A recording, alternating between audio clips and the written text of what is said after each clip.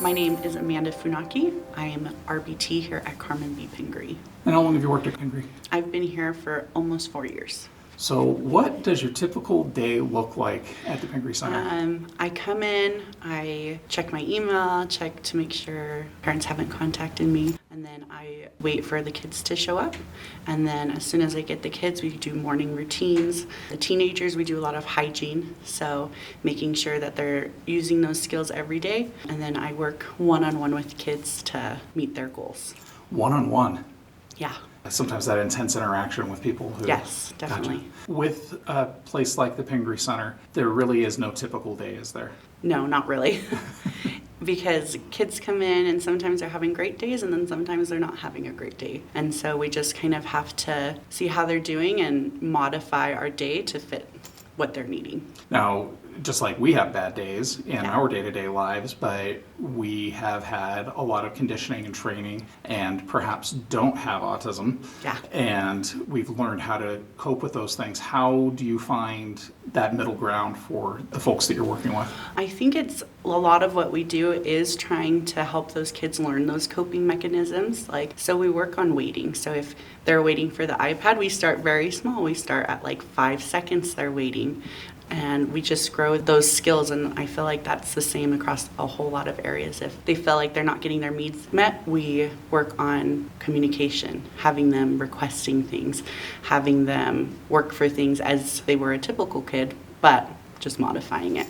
Gotcha. There's been a shift lately. I want to get your opinion on this. Yeah. There's been a shift lately from the term autism awareness to the term autism acceptance. Yes. And I just saw your face light up, so Yes. I have a feeling that you like this. I love it because nothing's wrong with autism, and it's just us learning how to be more empathetic and compassionate and understanding to individuals that are different. I have 2 daughters with autism, and so I never want them to feel out of place or that they're not accepted anywhere.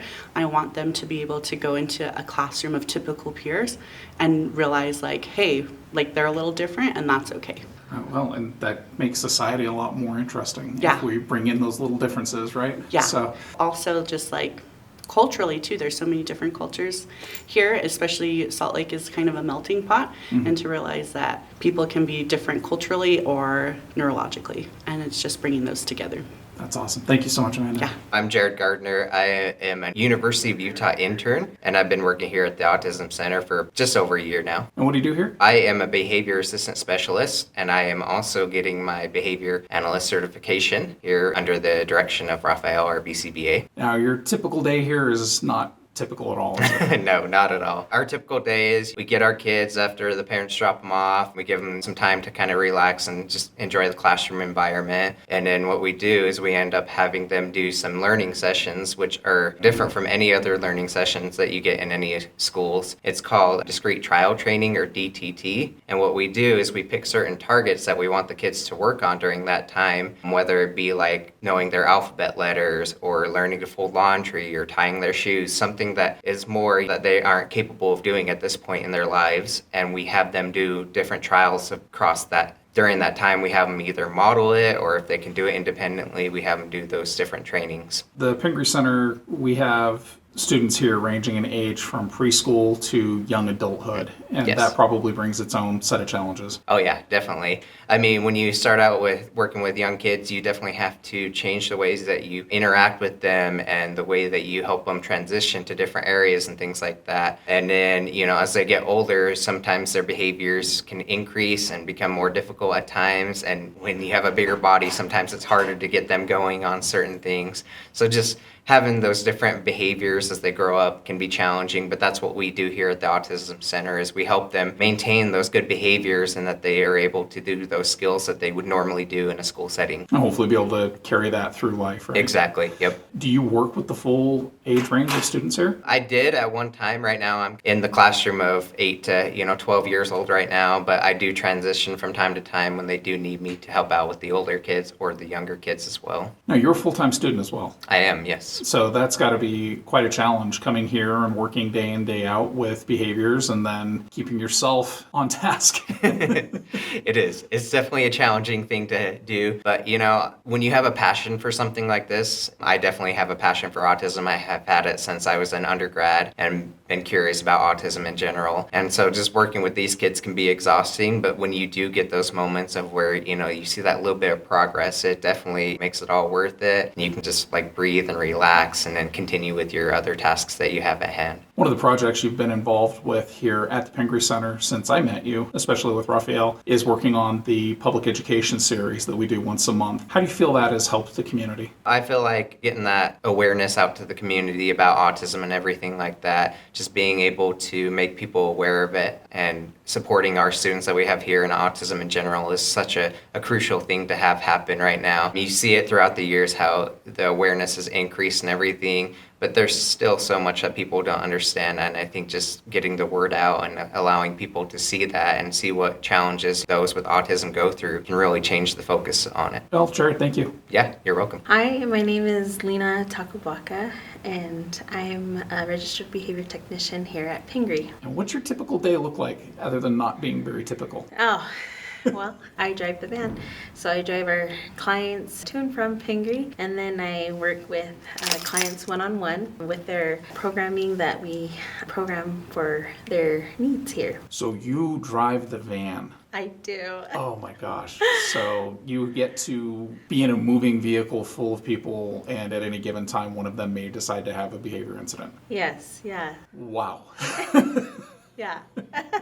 The Pingree Center here, we have a lot of kids ranging in age from preschool to late adolescence, early adulthood. Do you work with that full range of ages? Yes, Wow. from preschool all the way up to, there is an adulthood, so I would say our teenagers, so high school aged students. Nice, so they get right up to about 22? Yeah. And then we have our Adult Autism Center, Yeah. of course. What do you find most rewarding about the work that you do here? The most rewarding has to be the kids themselves. They surprise me, and they are very fun to be with. Even in their moments of needing more support than others, I also feel connection to them that I want to help.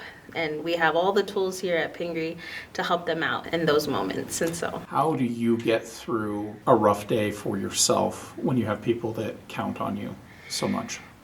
I have to say that it's the people I work with. They're there to be my support, and we have little activities here and there here at Pingree for our staff, as well as within my own unit, the registered behavior technicians. We have a close, tight-knit RBT, people that I work with, and just the same goals and same different stories that we share with one another, and we support one another. So even through the hard days, there's always moments to laugh and enjoy one another here at Pingree. That's great. There's been a shift this year from autism awareness to autism acceptance. How do you feel that's going to help change the dialogue about autism here in Utah and in society in general? I think with awareness is important. Acceptance, I feel like is more of an action word to accept these students that have different characteristics about them, something unique, and even if it's still new to people in the community. And so I feel like changing awareness to acceptance, it'll make people do something more about learning, educating themselves. How do I accept them? And so I feel like people can research that. We have technology at our fingertips, so they can definitely look up autism. What are the characteristics? How can I accept these characteristics? How can I be more approachable to them? How can I communicate? And I feel like saying acceptance will help our community do more research on it. These folks are part of our community, so let's accept them, right? Yeah. I really appreciate you talking with us today. Thank you.